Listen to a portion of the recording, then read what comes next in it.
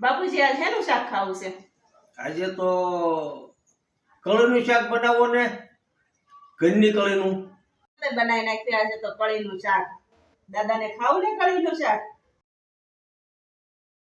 મસ્ત એનું કળીનું શાક બની રહ્યું છે. બેટર બનાવી દીધું અને જો કેવું મસ્તીનું શાક બને છે.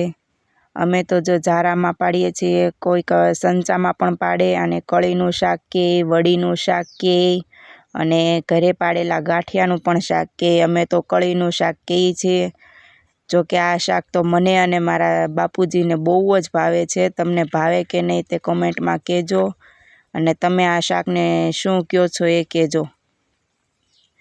પછી નાખી દીધું આ ચણાના લોટનું બેટર, જેથી શાક મસ્તીનું થઈ જાય ઘાટું. શાક બનીને તૈયાર થઈ ગયું છે.